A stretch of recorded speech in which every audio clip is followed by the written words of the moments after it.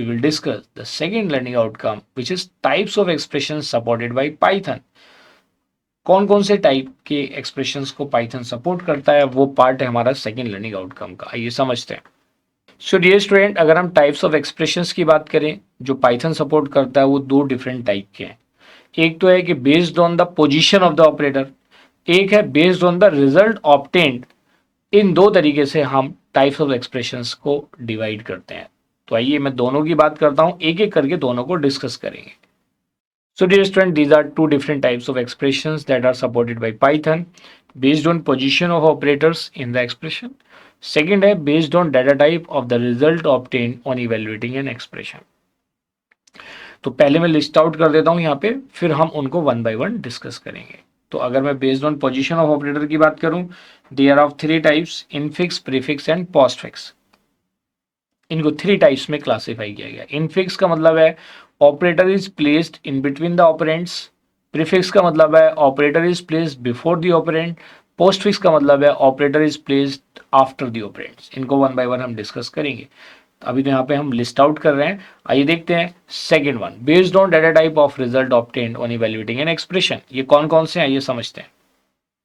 सो dear student, यहाँ पे आप देखिए जो second type of data type है which are supported by Python based on data type of result obtained: constant expression, integral expression, floating point expression, relational expression, logical expression, bitwise operations and assignment expressions.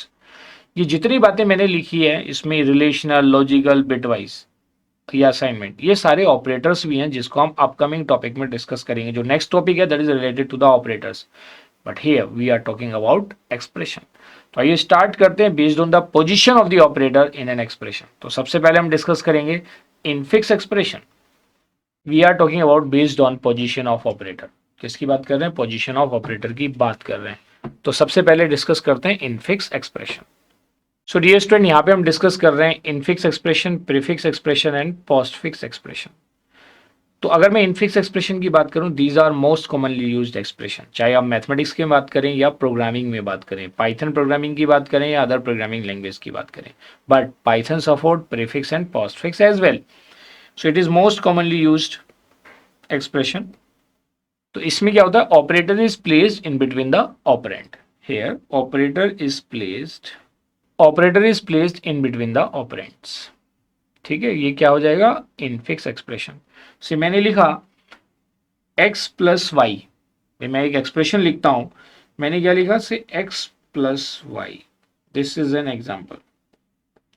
तो ये plus क्या है? Operator है, और x और y क्या है? Operand है। तो यहां पे आपने देखा भाई ये ऑपरेटर कुछ भी हो सकता है, मैंने इसको सर्कल कर दिया। This operator can be anything. Prefix में क्या होता है? Operator is placed before the operand.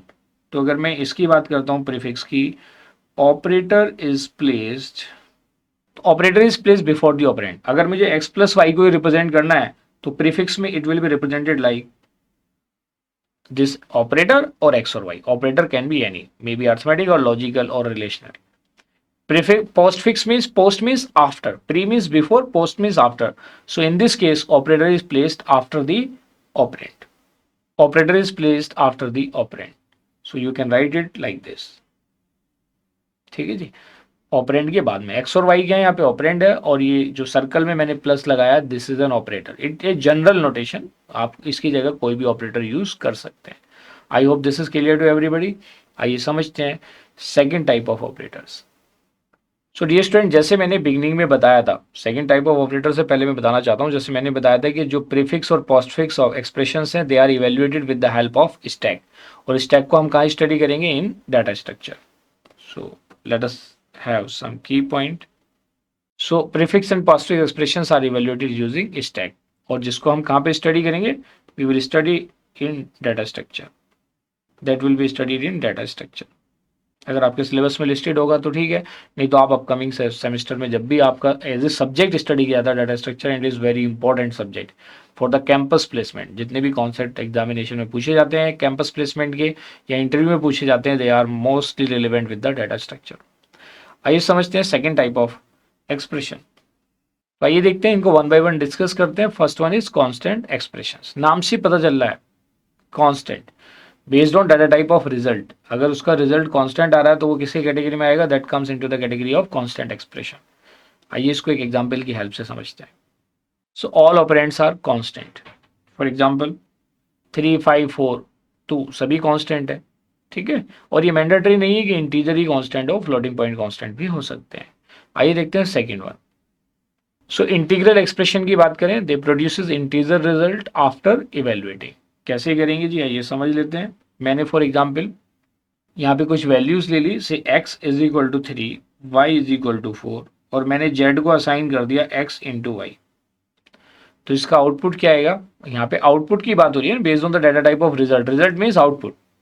यहाँ पे हम रिजल्ट का मतलब किससे बात कर रहे हैं, we are talking about the output.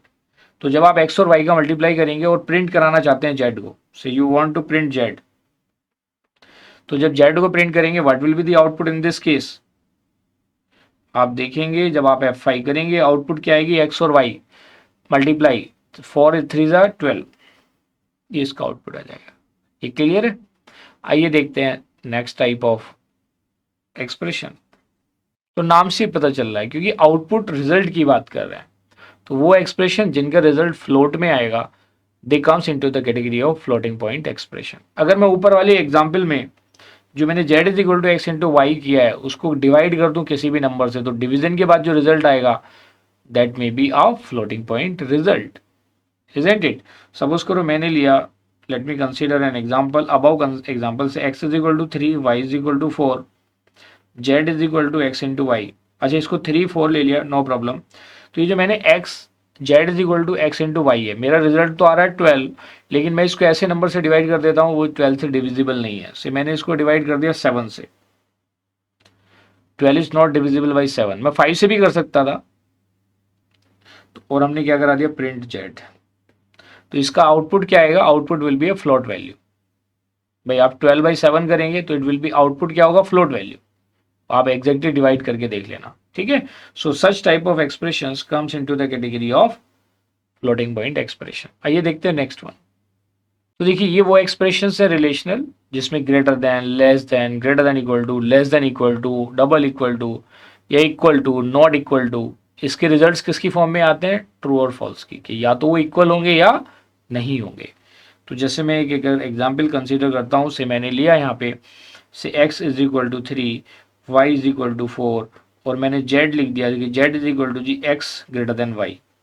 क्या हो गया, x ग्रेटर देन y, और मैंने क्या प्रिंट करा दिया, z। तो इसका आउटपुट किस फॉर्म में आएगा, क्या x ग्रेटर देन y है, ये चेक करेगा जी, क्या 3 ग्रेटर देन 4 है, नो, क्या हो जाएगा, फॉल्स। तो इसकी आउटपुट क्या आएगी, false. So such type of expressions comes into the category of, ये come into the category of relational expressions. आइए देखते हैं नेक्स्ट वन। तो देखिए अगर हम बात करते हैं लॉजिकल एक्सप्रेशंस की, they contains logical operators like and और नॉट, जिनको हम अपकमिंग टॉपिक्स में डिस्कस करेंगे। ये भी बाइनरी ऑपरेटर्स ही है, नॉट यूनरी है। और हम इसको ऐसे भी कह सकते हैं, इट कंबाइंस टू और मोर रिलेशनल एक्सप्रेशंस, टू और मोर रिलेशनल एक्सप्रेशंस। इसके साथ साथ इसका भी रिजल्ट किसकी फॉर्म में आता है, ट्रू और फॉल्स की फॉर्म में आता है। तो it also produces result in the form of true और फॉल्स। आइए इसको एक एग्जाम्पल की हेल्प से समझ लेते हैं। कुछ भी, मान लिया x is greater than y, ये रिलेशनल ऑपरेटर है, नॉट इक्वल टू भी रिलेशनल ऑपरेटर है, और इनको कंबाइन हमने किसकी हेल्प से किया, with the help of logical and. ये क्या, this is a logical and operator. इन सबको हम अपकमिंग टॉपिक में डिस्कस करेंगे। This is a logical and operator, और ये जो ग्रेटर देन है ये एक रिलेशनशिप बताते हैं, not equal to, these are relational operators. इनको हम 1 by 1 डिस्कस करेंगे अपकमिंग टॉपिक्स में। These are relational operators. तो इसका भी रिजल्ट किसकी फॉर्म में आएगा, इधर in the form of true और फॉल्स। आइए देखते हैं नेक्स्ट टाइप ऑफ एक्सप्रेशन। तो देखिए बिट वाइज नाम से ही पता चल रहा है, बिट मीन्स 0 and 1, 0 और 1। इसका मतलब ये डाटा को मैनिपुलेट करते हैं at bit level. Bit is a machine language, at machine level language. तो ये भी बिटवाइज ऑपरेटर आगे हम डिस्कस करेंगे। इसमें क्या होता है, जो भी वैल्यू गिवन होती है पहले वो बिट्स में कन्वर्ट होती है, फिर उसके साथ आप ऑपरेशंस परफॉर्म करते हैं। फॉर एग्जांपल, तो देखिए जो डबल एंड यूज करते हैं तो वो तो लॉजिकल एंड की कैटेगरी में आता है। सिंगल एम्परसेंट अगर आप यूज करते हैं, it comes into the category of bitwise and. तो पहले ही क्या करेगा, ए और बी की वैल्यू को बिट्स में कन्वर्ट करेगा तब एंडिंग करेगा। तो पहले क्या होगा, first of all B and C will be converted into bits या बाइनरी, यू कैन से कि भाई डेसिमल नंबर है तो उसको बाइनरी में कन्वर्ट करेंगे।